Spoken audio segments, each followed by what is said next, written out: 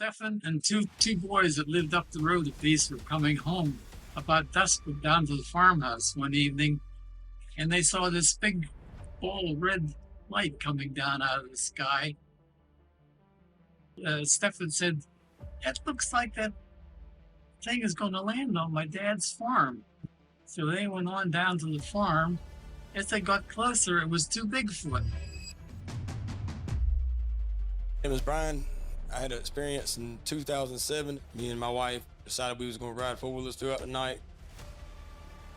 So we pulled off, sat there about 5 minutes. Stuff started coming down around us. It sounded like big rocks, big pieces of wood. You could hear something walking through the water. The wilderness promises adventure and solitude, but beneath the trees and across the rivers, unseen forces may be watching. In this video, we follow 7 chilling encounters where strange calls, massive shadows, and inexplicable movements turned familiar landscapes into tense, unforgettable experiences, reminding us that some mysteries of the wild are far closer and far darker than we realize. Animal Planet returns to the low country of Georgia, where unexplained reports continue to surface near the boundaries of Fort Stewart. What begins as a routine night investigation quickly shifts when the stillness of the wetlands breaks. Water stirs with intent, disturbed by something far too large to ignore. In the darkness, the BFRO team senses they may have arrived too late. Whatever has been reported here could already be close. The team and I have come back to Georgia to investigate sightings in and around the Fort Stewart Army base, and we just heard something large in the water nearby. Whoa, what was that? Did you hear that? I heard something moving over there,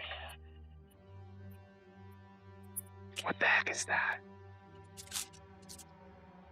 The choice of property wasn't random. Sitting along the edge of Fort Stewart, surrounded by years of reported activity, the land features sprawling marshes, tangled estuaries, and dense woodland stretching in every direction. Perfect terrain for a hidden presence. Yet, as hours passed, the night gave nothing away. With no signs to follow, the team turns toward the town, hoping witnesses, not landscapes, might reveal the truth concealed in the shadows. We took a guess with this property. It was a good guess, though, because the property is adjacent to Fort Stewart, which does have a lot of sightings. And out here, there is a lot of marshes and estuaries and thick woods where a Sasquatch could hide. But despite good Sasquatch territory, this location just didn't pan out tonight. So now we're headed into Town Hall, and hopefully there we'll get some good witnesses who will bring us to some better spots. The previous night yielded silence. With no clues in the field, the focus shifted to locals familiar with the activity. Inside the Savannah American Legion, residents and Fort Stewart connections share first-hand accounts. One question dominates the room: who has seen something they can't explain? Hello, Georgia. Yeah, thank you very much for coming out. We'd like to extend a special welcome to those people who are either currently serving in the armed forces or have done so in the past. For those about to Squatch, we salute you. Who saw one? Who saw Bigfoot? Brian, a local, recalls a night in 2007 he'll never forget. He and his wife set out for a quiet ride, expecting nothing but darkness and calm. Minutes later, that calm shattered. Heavy thuds echoed around them, followed by the slow, purposeful sound of something moving through the water. With no houses or lights nearby, Brian realized with chilling certainty they were not alone, and whatever was there was watching. It was Brian. I had an experience in 2007. Me and my wife decided we was going to ride four-wheelers throughout the night. So we pulled off, sat there about 5 minutes. Stuff started coming down around us. It sounded like big rocks, big pieces of wood. You could hear something walking through the water. And there's no houses anywhere around. Irvin, a landowner north of town, shares experiences tied to his property along a winding river. For generations, locals have spoken of a creature haunting these swamps. During the recent hunting season, Irvin began hearing strange, deep noises echoing through the wetlands. At the town hall, others corroborate, heavy footsteps moving just beyond the trees, reinforcing the sense that something unseen still roams the area. My name is Irvin. I'm from Metter, Georgia. It's about an hour north of here. It's on the Canoochee River is where my land is. There was a legend of a swamp monster in the Canoochee River. I've certainly heard a lot of spooky noises out there. When was the last time you heard spooky sounds? This hunting season. If you guys are interested, you're more than welcome to come out to my place. We had a great turnout at Town Hall, and many witnesses came forward with reports. From behind me, I heard some very loud footsteps. Reports pointed to the Oichi and Coochie rivers, but the team ventured deeper, into Irvin's family land, long whispered about in local legend. Towering pines shadow hidden swamps, and a slow, winding river cuts through the darkness, carrying secrets no one has seen. As night settles, every sound, an unseen splash, a distant crack of wood, feels purposeful, as if something moves just beyond sight. Noticed a lot of these reports were centered around the Ogeechee and Canoochee rivers. There are 3 witnesses in those areas that the guys are going to follow up with, but I want to head inland to this property that Irvin just told us about. It's 3,000 acres of private land that's been in his family for generations. Irvin told me that this property is mixed habitat. Lots of woods with pines and oaks, swamps, and a river that runs through it. I can't wait to see what this night has in store for me. It's time to test the forest. Irvin raps sharply on wood, calling out into the darkness for the strange sounds he had described. The night seems to pause, holding its secrets. Then, faint, deliberate, and chilling, a response echoes back from the shadows. Every rustle and whisper feels alive, as though the unseen watcher has finally chosen to reveal itself. Did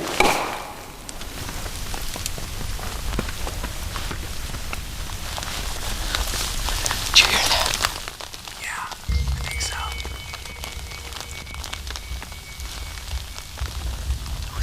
That sounded like knocks. If the wetlands are alive with things we can't see, and eyewitnesses keep coming forward with stories that defy explanation, one question remains. What exactly moves through the shadows of Fort Stewart, and will the BFRO team ever uncover the truth? Meet Sarah Brown, the voice behind Salish Sasquatch.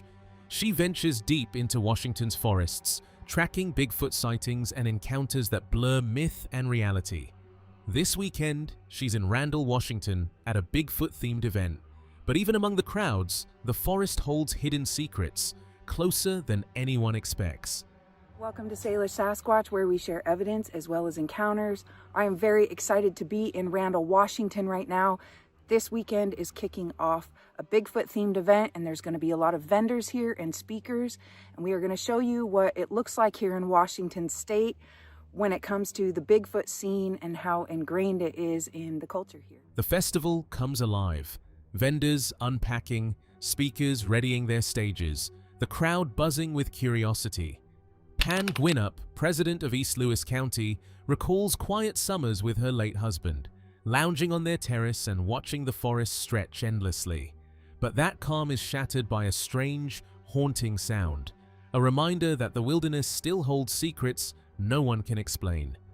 My late husband and I were sitting on our upstairs deck. We have 2 decks. We were upstairs and hanging out on the big beanbag chairs and just enjoying our first summer at our property. And we heard a sound we've not heard before, and we born and raised in the Pacific Northwest.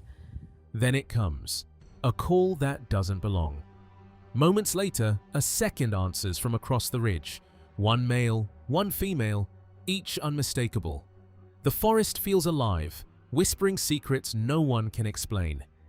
We started going down the list. It wasn't this, it wasn't that. We're like, we don't know what that was. Well, then we heard, and this is on a ridge, and we live between 2 ridges, okay, on the river, okay? And so we heard that sound. Well, then we heard another one on the opposite ridge, but it was female, and that was male. And it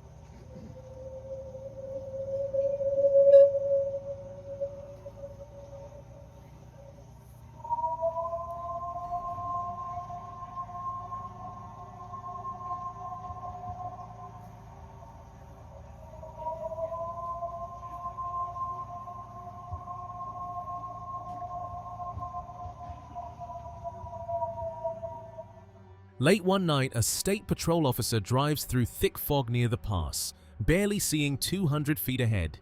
Then, he notices a figure walking along the road. Stepping out, he comes face to face with something over 8 feet tall. It turns, stares, and vanishes into the forest, leaving him stunned and questioning what he saw. Recently, State Patrol coming from Mineral, Washington to Morton, 10:30 at night, was hit a fog bank at the pass. Could see about 200 feet in front of him, so he was doing about 20 miles an hour. It was really bad.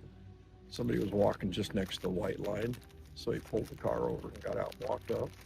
And he's 6'4", and he said whatever it was over 8 feet tall, and he thinks he saw the Sasquatch. Never seen anything like that in his life. Turned, glanced at him, took 4 or 5 steps, and went up in the timber. The woods always drew Steve, a lifelong Southmount resident who has followed Bigfoot stories since childhood. This is his first Bigfoot event, but fascination has followed him for years. A few years earlier, Steve witnessed something he still can't explain. Late one April evening near Highway, just before the Brady exit, a tall, solid figure appeared ahead. It didn't run. It glided, crossing lanes and the median with unnatural speed. Its arms were visible, movement smooth and deliberate. The distance it covered in seconds defies logic. It was just this glided across the scene, one solid color, tall. You could see the arms, but it wasn't running, but it was to cross 4 lanes plus the medium and the side stuff. How fast that went across, it wasn't what I've seen most people can do at that speed. I've been up close to where, on the field of NFL players, linemen, how fast they are, but this was just from a perspective, it just like this, it was across the road. Sonia, a lifelong Pacific Northwest resident and Bigfoot researcher, has spent years documenting encounters. Speaking with a young man from Pennsylvania, she explains, these forests can sustain giants. Nature hides the extraordinary, even in plain sight. I'm talking to this young man and he's like, I want to believe that Bigfoot is real and that it's a physical being, like an animal. And he goes, but the only thing that ever makes me think maybe it's not, maybe it's supernatural, is the calorie issue. And this young man is from Pennsylvania, so, he might not have the same context that I do, having lived out here my whole life. And I go, well, out in, we're talking about what, a 600 to 1,000 pound large animal, right? And I said, well, we have those. We have bears. We used to have grizzly bears. We still have black bears. We have elk. The man had planned to shoot if he ever faced one, but when it happened, everything changed. The figure stood motionless, its eyes blinking, slow, deliberate, unnervingly human. He knew he couldn't take the shot. No one truly knows what these creatures do.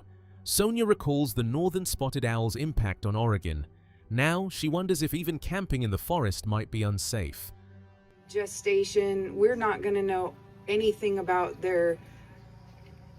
what they do. You were too young to remember the northern spotted owl in Oregon, but when that happened, it kind of destroyed Oregon's economy overnight because this endangered owl was found.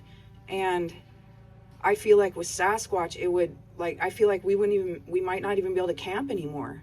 Like it could shut down a lot of things. Although the sightings left them unharmed, the question remains, what moves through these forests? A shadow or something far larger and far more mysterious, watching from just beyond sight? Cabin in the Woods is a YouTube channel that draws viewers deep into the quiet of the forest, sharing survival skills, remote wilderness experiences, and nights spent under towering trees.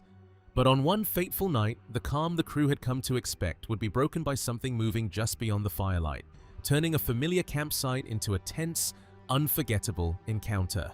Most Bigfoot hunters fit the clinical definition of insanity. See, insanity is defined as doing the same thing over and over and expecting different results. So why, for the last 60 years, have we hunted Bigfoot like it's a bear? We use dogs. We use large caliber rifles. We use trail cams, motion sensors, and traps. We treat it like biology. We treat it like an ape. Some mysteries force a choice: dismiss every witness as deluded, or accept that something truly unknown moves just out of reach, and that everything we think we know about it is wrong. One investigator, David Paulides, known for exploring the strange and unexplained, shares a story that lingers long after it's heard, not about a missing person, but about reason itself faltering in the shadow of the unexplainable. Choice A, we're all delusional and tens of thousands of witnesses worldwide are hallucinating. Or choice B, the creature is real, but our methods are fundamentally broken because our understanding of what it is wrong. David Paulides, the guy behind Missing 411 and the creator of the recent American Sasquatch documentary, tells this story that haunts me. And it's not about the disappearance of a person this time. It's about the disappearance of logic.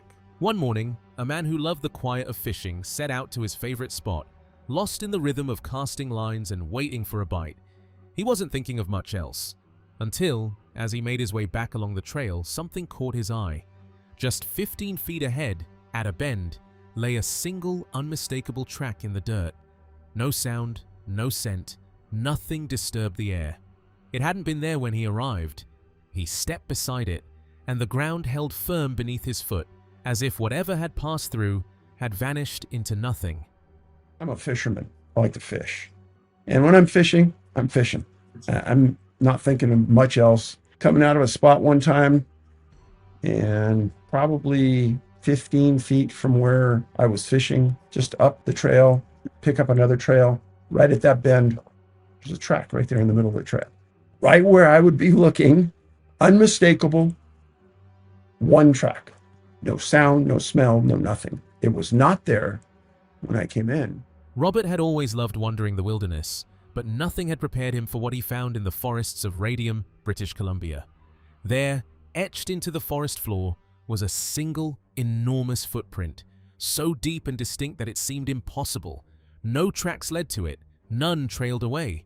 It was as if something colossal had appeared, left its mark, and vanished into the shadows, leaving Robert alone with a mystery that refused to be solved. Recently, on my trip to Radium, British Columbia, Canada, I came across a massive footprint sunk deep into the forest floor. Just one. This lone print was so clear that I could even stick my finger into it and feel the impression of the creature's big toe. But there were no tracks leading up to it, and no tracks leading away. Near Uniontown, Pennsylvania, witnesses like George, a Bigfoot researcher, spotted a massive, hairy creature in the woods one chilly October evening. Stefan and two local boys were heading home at dusk when a glowing red orb descended from the sky. They raced to the farmhouse, George with his army rifle, Stefan grabbing a handful of old shells, ready for whatever was coming. Witnesses saw a massive, hairy creature in the woods. This was around the end of October. Stefan and two boys that lived up the road a piece were coming home about dusk down to the farmhouse one evening, and they saw this big ball of red light coming down out of the sky. And Stefan said, "That looks like that thing is going to land on my dad's farm." So they went on down to the farm, and he stopped at the house, and he went in the house and got his army rifle and grabbed a handful of old army shells that he had there. They spotted movement along the fence and froze. At first, it seemed impossible, but then the shapes emerged from the shadows, two massive figures, towering and covered in dark hair. The larger one could have scraped the treetops, while the other was slightly smaller, yet still enormous. They were no more than 75 feet away, silent and deliberate. Heart pounding, the men couldn't decide whether to run or stay rooted in awe, as the creatures moved with a presence that made the night feel impossibly alive. "What's that coming down along the fence?" As they got closer, it was two Bigfoot. He said one was 8 or 9 feet tall and the other was about a foot shorter. At that time, they were only about 75 feet from them. And they did what Americans often do. After Robert's first encounter in September 2024 on Canada's west coast, everything changed. He made a quiet vow to pursue the truth about these elusive beings, no matter where it might lead. That commitment has never wavered. Along the way, it has taken him to strange and unsettling places, where the ordinary ends and the unknown begins, and where questions often outweigh answers. Ever since I had my first Bigfoot encounter in September 2024 on the west coast of Canada, I made a declaration to myself that no matter where the truth led me about these beings, I would find it. And I'm still 100% committed to that goal now. And admittedly, it's led me to some pretty strange places. So, after footprints appear where no one was, glowing lights descend from the sky, and massive creatures move through the shadows, what really walks these forests? Is it something waiting to be understood, or something that simply refuses to be explained? A Flash of Beauty Bigfoot Revealed is a YouTube channel that takes viewers deep into the heart of Utah's rugged Uinta Mountains, sharing authentic wilderness skills, cattle ranching life, and the untamed beauty of the high country. But one morning, the quiet familiarity Dahl Wilson had known since childhood was interrupted by something unusual, something moving in the shadows of the hills he'd grown up in. What began as a normal day tending to cows soon turned into a brush with the wild that would leave him questioning everything he thought he knew about the woods. I'm Darrell Wilson. I was born and raised in Vernal, Utah. We have the Uinta Mountains just to our north. They come all the way from Salt Lake City and go into Colorado. I was born and raised in Vernal, grew up right here where we're at, and milk cows. Dahl Wilson found himself soaring over the wilds of Alaska, heading to St. Mary's to visit his daughter Rachel and his grandchildren. Brent, at the controls of his small Arona Champ, guided them through the endless expanse of forests and rivers below. From the tiny cockpit, Dahl watched 8 bears roaming the wilderness, but one in particular froze him in awe. A massive, solitary creature, moving with a power and presence that seemed to command the land itself. In that moment, the vast, untamed world of Alaska felt closer and far more mysterious than he had ever imagined. I'm on a plane going to Alaska. We went to St. Mary's, Alaska, to see my grandchildren and my daughter, Rachel, and Brent. We had so much fun. He has a little Aronca Champ airplane, and he took me up. It's a 2-seater. And we saw 8 bear, and we watched lots of moose. But this one bear was so big. About 15 or 20 feet, the creature suddenly rose to its full height, its massive frame silhouetted against the wilderness. It let out a deep, guttural growl that seemed to vibrate through the air, even if the roar of the plane's engine drowned out the sound. Dahl could feel the intensity in its stance, the raw power in every movement, as if the creature was warning them, tread carefully or face the consequences. In that moment, the wilderness felt alive, watching, and far more dangerous than he had ever imagined. He was about, I don't know, maybe another 15, 20 feet beyond the tip of the wing, and he stood up and was growling at us. We couldn't hear him growl because of the roar of the motor, but it was incredible. I assumed he was saying, "Get down here and I'll rip your tires off." That's what I tell folks. He often laughs about it now, but that day was anything but ordinary. He climbed into a small boat and headed up the winding Andreevsky River, its waters cutting silently through the untamed Alaskan wilderness above St. Mary's. Towering trees and shadowed banks flanked them, every ripple and rustle hinting at unseen life. The air felt charged, as if the forest itself was watching. Each bend in the river seemed to hold a secret, a presence waiting just out of sight. For Dahl, it was a reminder that the wild is never truly empty, and that some encounters are unforgettable for a reason. The day that I saw the Bigfoot, we get in his boat and we're motoring up the river, the Andreevsky River, which flows into the Yukon above St. Mary's, Alaska. From the boat, Dahl could see just how massive the creature was. It wouldn't let him near the shore, its presence a silent, powerful warning. He and his friend searched the river, but it vanished into the shadows. When they reached the bank, adrenaline surged. Dahl knew what he had seen. The legend had been there, in the wild Alaskan wilderness, leaving a memory that would linger long after it disappeared. So I can see how tall he is. He did. He did. Oh, I was so tickled with that. And now back to the river, back on the river. He wouldn't take me to shore. No, he'll rip my arms off. And I begged him. He told me that several times. He'll rip my arms off. And I says, okay, let's go get down the river. Maybe we can see him again from some other vantage point. And we did, and we never saw him again. I said, let's go get the family. We'll show him where he was. I'm thinking, I'm going to get to the bank. I'm going to go after him. Anyway, we get to the shore, and I'm jumping up and down. We just saw Bigfoot. We just saw Bigfoot. Down the steep hill, the massive creature moved with calm, effortless grace. It let out a piercing scream, lifted a smaller figure in its long arms, and together they crossed the clearing, disappearing into the ravine as if gliding silently through the wild. A gentle, casual walk, walks back up along the edge of that cliff, steep embankment face, until it gets to the Bigfoot screaming like a pig.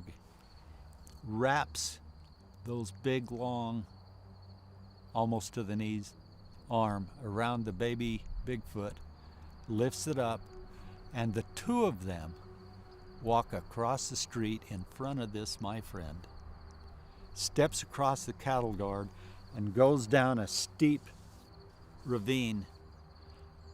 Probably they're on their way to get water or something like that.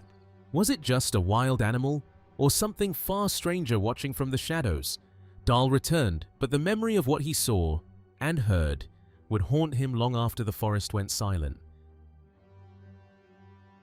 Meet Mike Wanderer, the explorer behind the YouTube channel Mike Wanderer.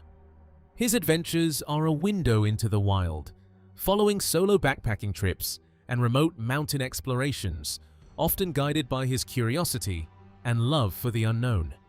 To his viewers, he shares his genuine passion for discovering hidden trails and untouched landscapes. But on a trip to what he thought was a familiar stretch near June Lake, Mike would find that even well-trodden paths can conceal secrets. Arriving at his planned campsite nestled in the higher reaches of the mountain, he set out to prepare a fire and settle in, unaware that this night would be far from ordinary. I'm now heading up to June Lake, where I'm going to backpack, but it is further up the mountain. And I was recommended to check out this site by researcher Mark Marcel, otherwise known as the Ape Canyon guy, which, by the way, Ape Canyon, it's only a few miles from here. High on the mountainside, an unusual sight waits. A tree turned upside down, roots clawing at the sky. Mike had been warned about it by a local hiker, who whispered of its strange history. Some say it simply fell, but the forest seems to tell a different story. Every shadow feels alive, every whisper of wind suspicious. As he finishes pitching his tent, the woods seem to lean in closer, as if watching, waiting, and hiding secrets he's not yet ready to see. That right there is an upside down tree. The ranger told me about it. The roots are in the air, and the theory is that it fell off the side here and landed. However, this is as squatchy gets.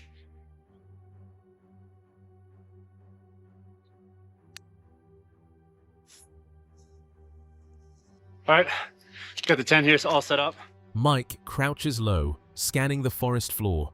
Enormous impressions stretch out before him, far larger than any deer or elk he's seen. He places his size, just to gauge the scale, but the gaps between prints are strange. Too long, too deliberate. Could it be an oversized animal? Maybe. But a small, uneasy voice whispers, something else moved here. Something no one can easily explain. The woods feel heavier now, as if every shadow is watching him, testing how close he dares to get. Okay, these are very large impressions, especially that one back there. Here's my boot, that's size 13. Maybe that's a couple animal tracks stacked on top of each other. The next step looks to be down here. I mean, that might be elk that slipped. It's just a really big impression and a big distance in between these tracks. The structures stand out, rare and unsettling, especially this far north, where the wilderness grows thicker and quieter. Yet even without them, the land speaks for itself. This is an untouched country, rich with food, shelter, and secrecy. Mike recognizes the pattern. Any environment capable of sustaining powerful apex animals could just as easily hide something far more intelligent. The same resources, the same cover. As the forest closes in around him, one thought becomes difficult to dismiss. This place feels designed for something that doesn't want to be found. These are definitely odd to see. And man, you really see them up here north in Nordegg. But even if these structures weren't here, this feels like great Bigfoot habitat. I mean, if you have an ecosystem and a habitat that's suitable for a grizzly bear, it's definitely suitable for a Bigfoot. They could eat the same things. The sound cuts through the silence without warning, a single deep call echoing from the darkness. It isn't quite an owl, and it doesn't match a wolf either. Just one clear, deliberate vocalization, rising and fading in the same direction, listening for a follow-up that never comes. The stillness that follows feels heavier than the sound itself. Whatever made that call didn't repeat it, and that uncertainty is what unsettles him most.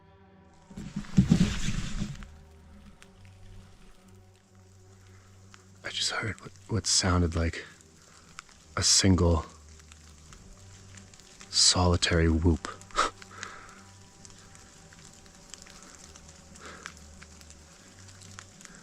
Slightly different than an owl. If it was an owl, it was one single whoop. I don't want to make the sound right now. It was like, it sounded almost between like an owl and a wolf, but just one single solid sound in this direction.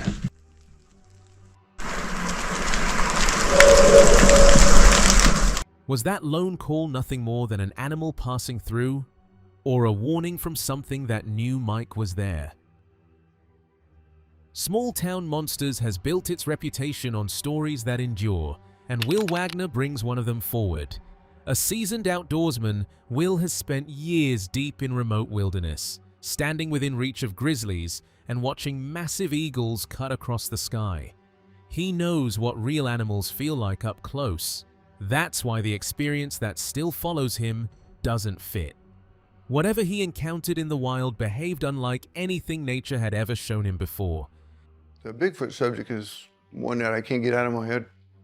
It's just something that I've been up here for so long now, and I've seen a lot of big animals, a lot of big creatures. Big grizzlies, big eagles, everything. And they're powerful, and up close, they're just incredibly phenomenal. He never forgot the moment he first saw it. Driving east at nearly 75 miles per hour, his hand nearly slammed the brakes before his mind could catch up. In the golden light of a summer evening, just past 7, the creature appeared, far off the lane, down in the ditch. It wasn't a trick of shadows or imagination. In an instant, it was real, undeniable, and utterly unlike anything he had ever seen. And when I first seen mine, I almost hit the brakes at 75 miles an hour. And it was all in a matter of seconds, because I was traveling, heading east on the highway on the right-hand side, and this creature was all the way over, the lane over, into the ditch. Now, when I first seen it, it was broad, like I said, it's about 7 o'clock in the evening, so we had plenty of light during the summer. It was massive, its chest broad and powerful, limbs long enough to brush the air with each step, and enough space beneath its body to see the ground far below.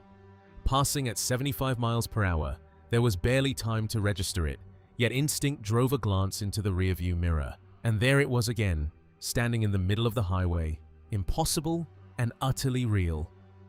Now this thing was built. You could just see the pumped belly on it, the arms, and the length of the arms. I could see through underneath the belly of this creature, where the hair still had plenty of distance between that and the ground. Now, this is all I seen as I was driving by at 75 miles an hour. I immediately looked into the rear view mirror and to see if I could get a clearer picture of what I'd just seen. And it was right in the middle of the highway. The creature was bulky and thick, a solid presence that seemed to fill the space around it. Looking closer, it was impossible to mistake, far too large to be a bear. In the rearview mirror, it stayed perfectly framed, every detail clear. There was nearly 2 feet of space between the ground and its massive frame, enough to see the empty highway stretching beyond.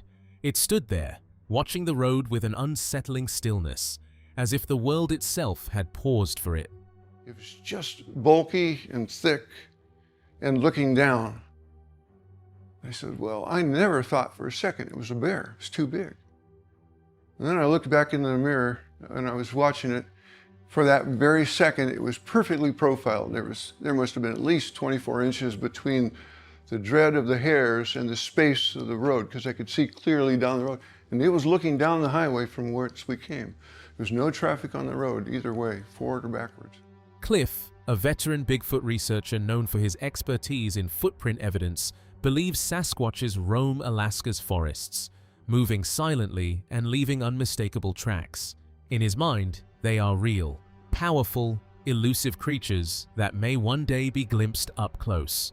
Until then, they linger in the shadows, a mystery the wilderness keeps hidden. Sasquatches are certainly in Alaska, and they're certainly walking around, and they certainly leave footprints. They're going to be discovered eventually. They're absolutely real animals. Some scared hunter will pull a trigger someday, or a logging truck will run one over on the way. If creatures this massive and deliberate truly roam our wilderness, leaving footprints and glimpses in the shadows, what else is moving unseen? How many times have they been here, just beyond our notice, watching, measuring, waiting?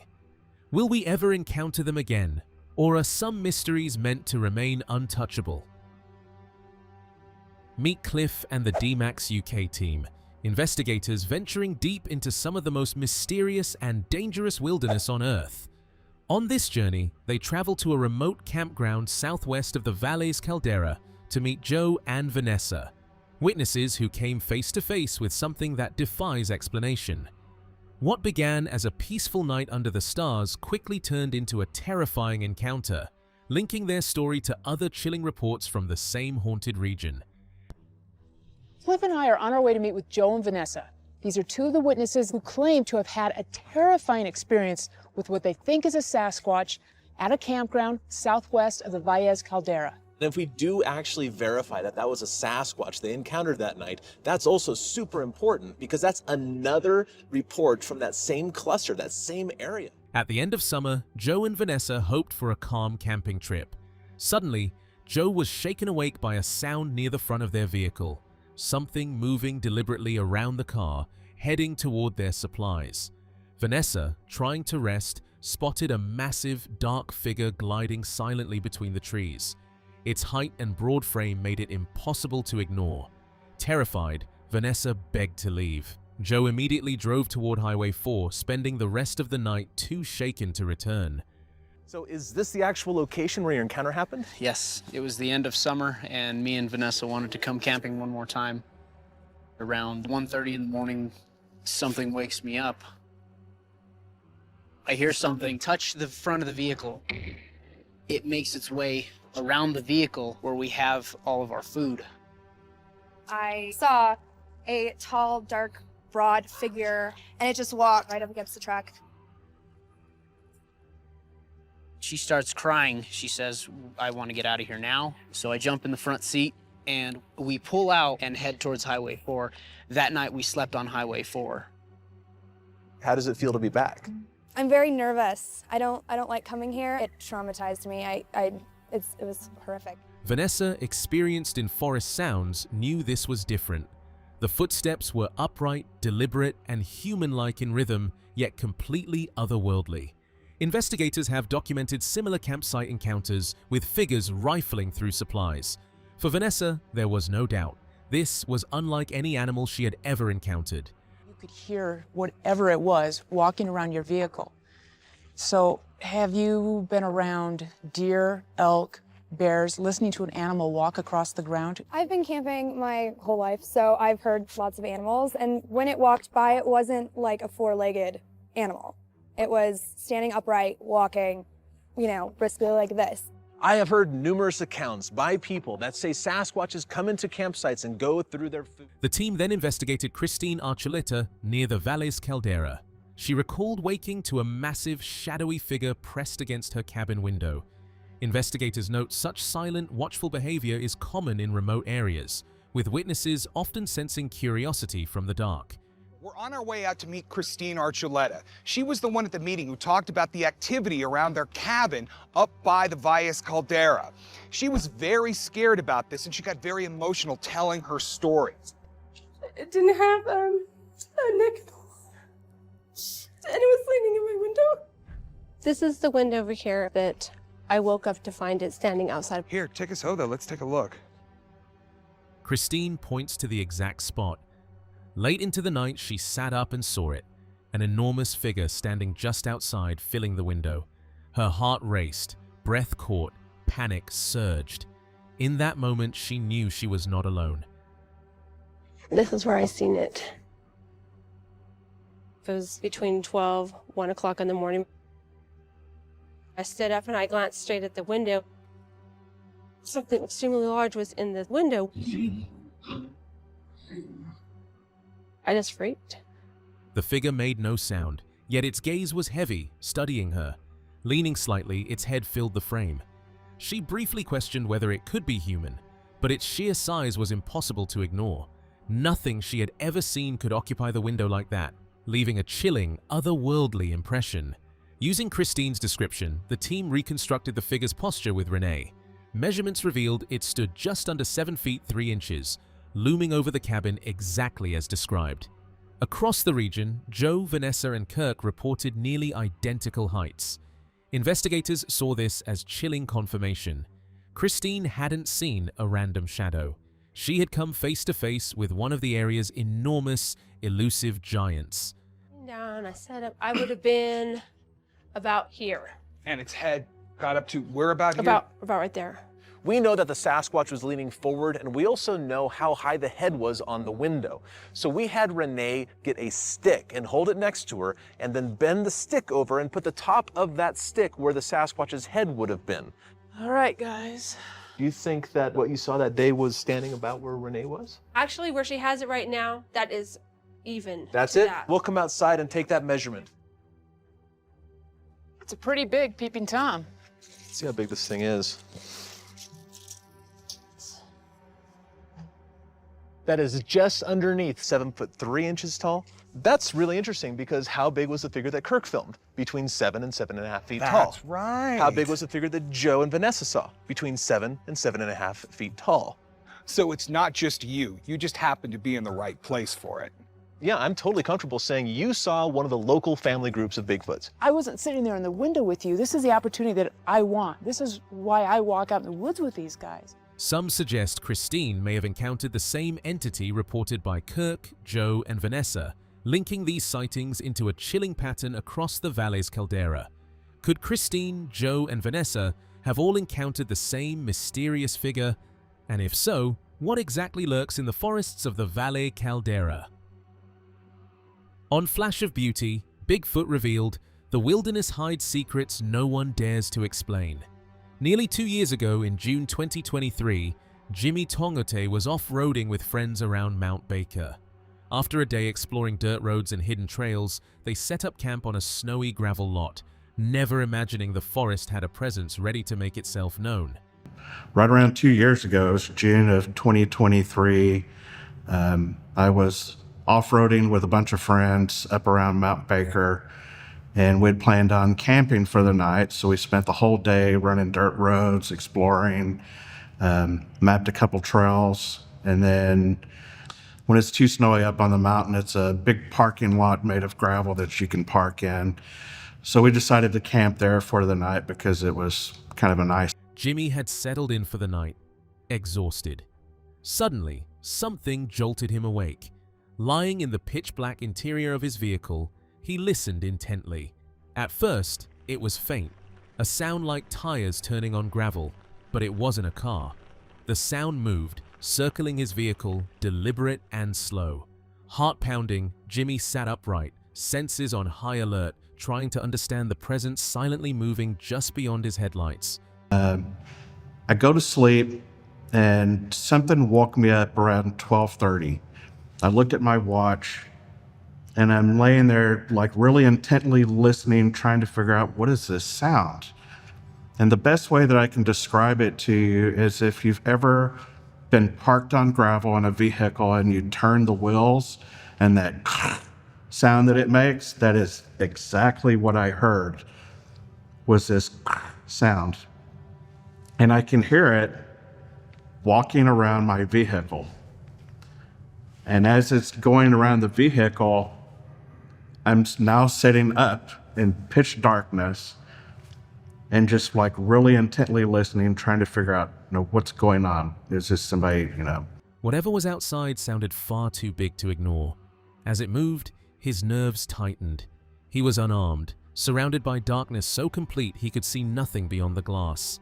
That darkness magnified the fear. What terrified him most was the unknown. The realization that something large was deliberately making a full circle around his truck. But it sounds too big. And as it makes its way around, I get more and more nervous and I'm getting more and more afraid. I'm not armed or anything. I don't even have a knife up there. And it's so dark you can't see anything. And I think that helps magnify the terror. I can still feel it in my chest right now. What I was feeling then is the unknown.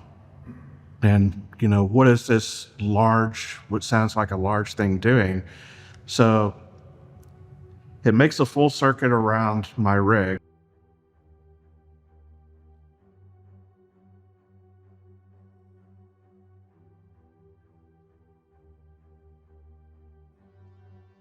By morning, the small organizer inside had been nudged a few feet from its spot, twisted and crumpled as if handled with quiet curiosity. The night's visitor hadn't just passed through, it had explored, tested, and left a subtle mark of intelligence. The scene was unnerving and fascinating, lingering in the mind long after the forest fell silent. It would only go like a foot and a half, maybe 2 feet, and it would be all crumpled and everything.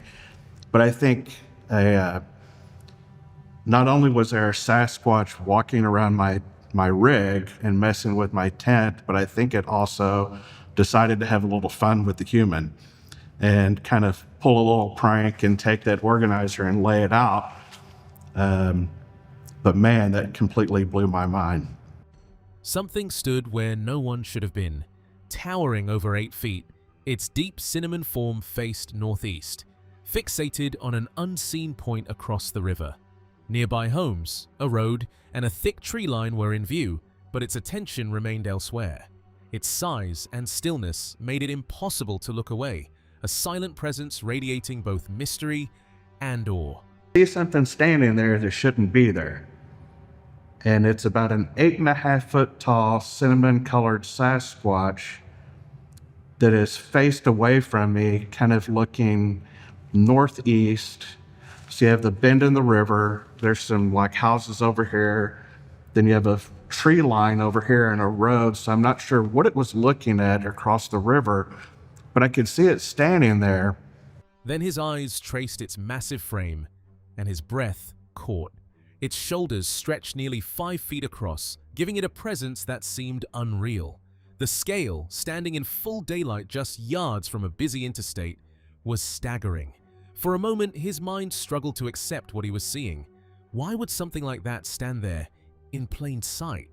And then its shoulders, oh my God, the shoulders were 4.5 feet wide and humongous. Just the size of this thing and the amount of time that I saw it was mind-blowing. And I was like, wait, am I seeing what I think I'm seeing? Because I can't believe this. There's a Sasquatch standing 100 yards, 75 to 100 yards off I-90 in the middle of the day where God and everybody could see it. Why is it there? Is kind of what's going through my mind. The creature's arms hung low, fingers nearly grazing the earth, each movement deliberate and heavy with unseen strength. Its legs and torso were massive, muscles coiled to move enormous weight effortlessly. Every inch radiated power, yet carried a deliberate patience, as if aware of every gaze. Words could never capture its enormity. Its presence was overwhelming, impossible to ignore, leaving disbelief and dread long after the eyes turned away. Its arms were down by its side, its fingers were down below its knees. It had huge legs, huge arms, Looks like, it's used to tossing logs all day. It's hard to describe the bulk that you see unless you actually see it with your own eyes. But it is like... To witness a Sasquatch standing there just yards from the highway was staggering. Fully exposed, its enormous frame dominated the scene. Every detail, from towering height to broad shoulders, commanded attention. The sheer scale and silent authority left everyone frozen, gripped by awe and disbelief. If like the Sasquatch standing there with that much traffic, I couldn't have been the only one that saw it. I mean, it was a good 7,500 yards off of the highway, standing there in the open. It was so big you couldn't miss it. If something this massive and intelligent can appear in broad daylight, circling a campsite in the dead of night, then what else might be watching us from the forests, unseen, curious, and closer than we ever imagined? In the foggy depths of Washington's Gifford-Pinchot National Forest, where creeks roar and ancient trees whisper warnings, a chill hangs heavy. Yakima natives call it Skookum Valley, as shown on Salish Sasquatch, and warn people to stay out. Here, campgrounds buzz with Sasquatch hunters, but silence falls when something stirs. Last Christmas Eve, 2 hikers vanished into the wilds, their bodies found miles from their truck, sparking whispers of more than bad luck. Up here were the 2 hikers on December 24th, Christmas Eve last year. This is where they passed away at. This is right where they were at, and this is right where they brought him out at. So none of us locals can figure out. As soon as we heard this story, even my son-in-law, people I know, we were like, this is absolute crazy. Audio howls, branch snaps, and a debunked butt crack photo fuel the hunt. But the real horror, unseen eyes in the dark. A burning curiosity drives the search, sparked by rooftop tent scares and fleeting glimpses. Weekends blur into quests. What hurts them? How do they heal? Audio recorders hidden on trails of least resistance capture the unknown. First night, I'm going to test a theory of putting my audio recorder on this trail right here. This trail is kind of outside of camp, goes for miles. And why wouldn't a Sasquatch use this trail? It's a path of least resistance. So I'm going to put my audio on this trail, just leave it out the first night. One night, across a creek 200 yards out, a device snags howls that echo human yet bigger, cutting off as phones flip to record. It sounded like it sat right across the river, yelling our way, one hunter recalls. Elk? Wolves? Or something watchful? We woke up at like 4:30 this morning, and actually I originally thought it was someone at one of the other camps screaming. And then I started thinking maybe it was a wolf or something, but it sounded kind of human-like but bigger. And then when my wife went out to go to the bathroom, I came out and you could tell it was basically, it sounded like it was sitting right across the river, like yelling this way. And then as soon as I got my phone out to record, it stopped. Went for an hour straight though. Dawn breaks with unease. Logs climb to remote stumps. Trail cams primed where a prior setup caught a prowler circling, then bolting with the device. Creep factor spikes near the hiker's fate. December 24th, 2024. 2 men, 59 and 37, parked here for a day visit. Dressed wrong for winter, they crossed a flood stage creek, freezing, thigh-high, then plunged through a blowdown no sane soul would. Separated on a ridge 700 feet apart, bodies taken out by ropes and chainsaws through brush. We had just a little skiff of snow on the ground, and these guys were not dressed for winter conditions. They were dressed for a day visit, which was their plan. Yeah, just a day visit. So they had parked up here in this area, and they went down this road right here. And if you guys want to look down there.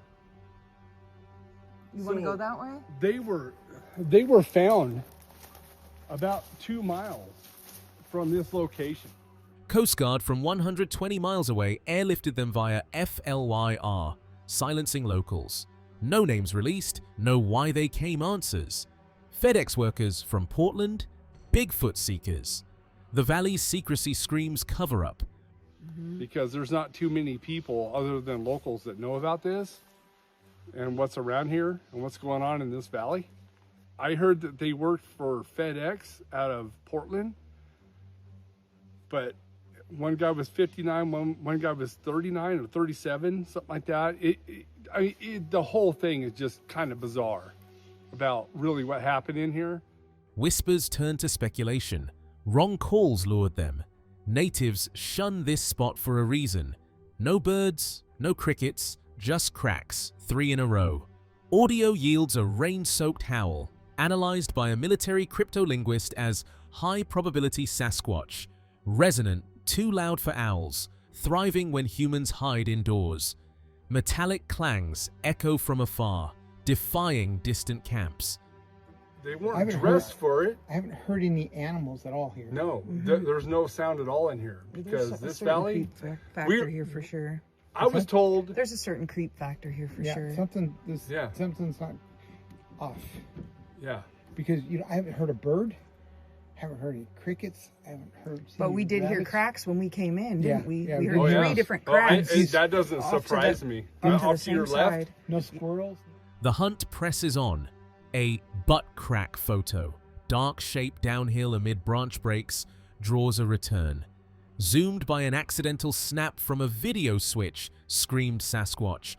But boots hit ground, a stump plain as day. Always check. They laugh, though the whisper in the woods mid-hike chills spines. Nearby, an X of high broken trees balances unnaturally, hinting deliberate design. Creeks yield no prints. A walk through water?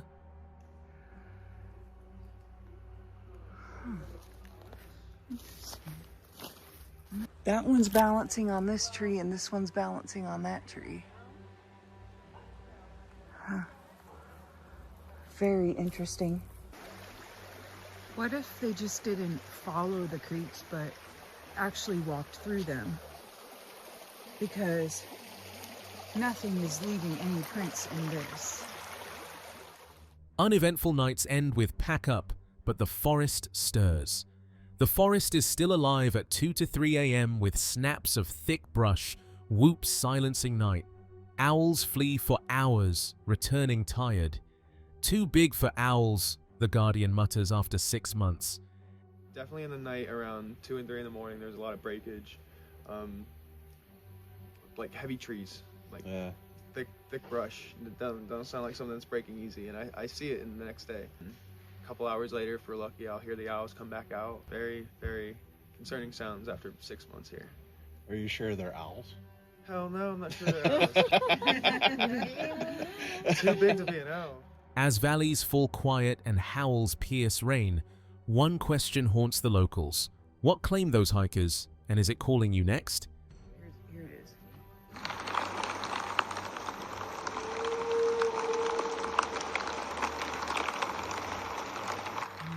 But he believed that was a Sasquatch.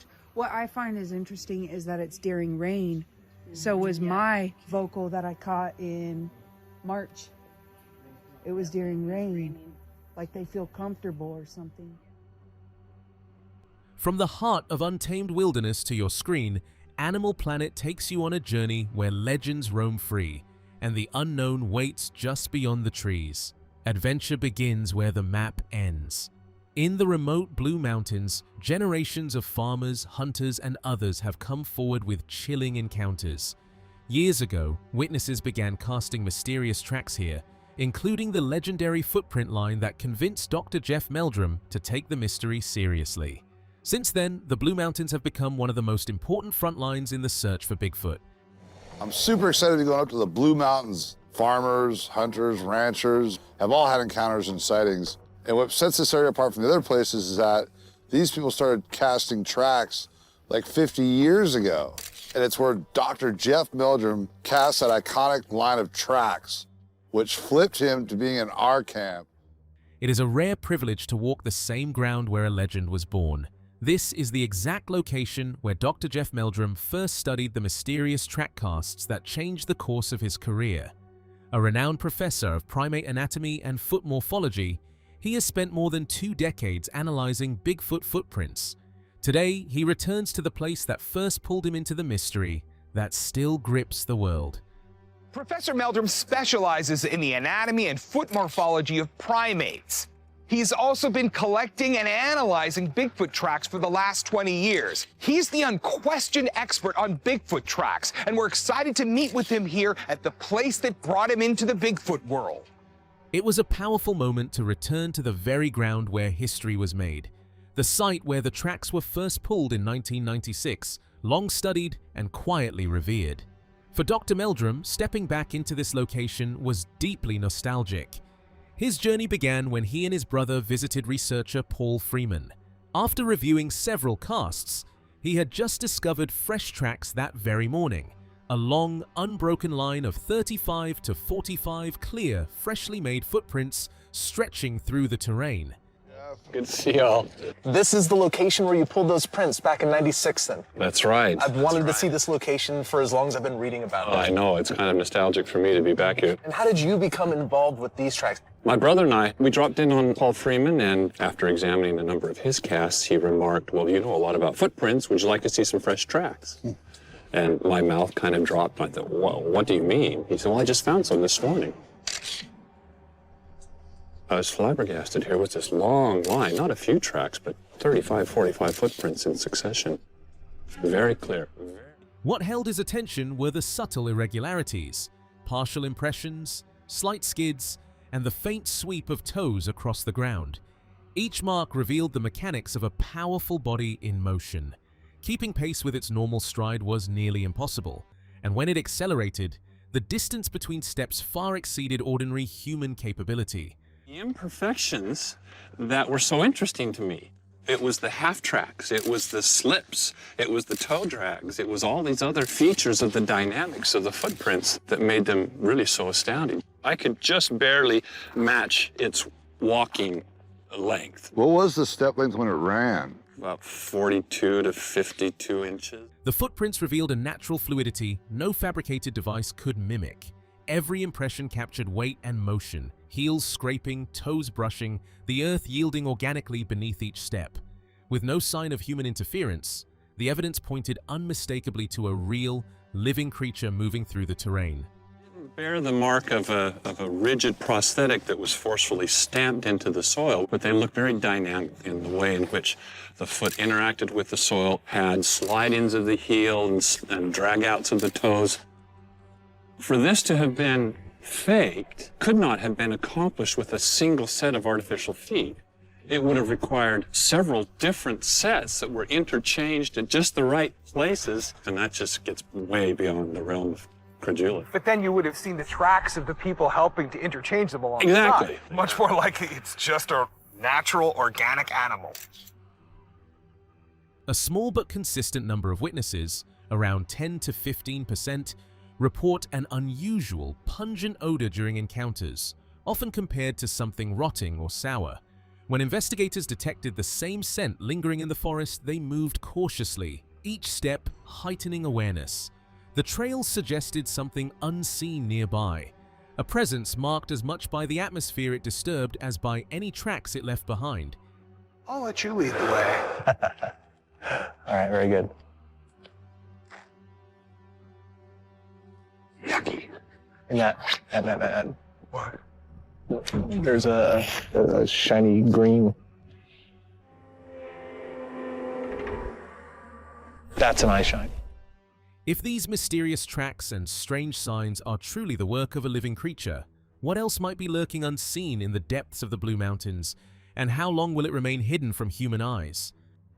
In the end, these stories leave a haunting truth. The wilderness is never as empty as it seems. When shadows stretch and silence falls, something unseen may be watching, waiting, and reminding us that the wild holds secrets far older and far stranger than we could ever imagine.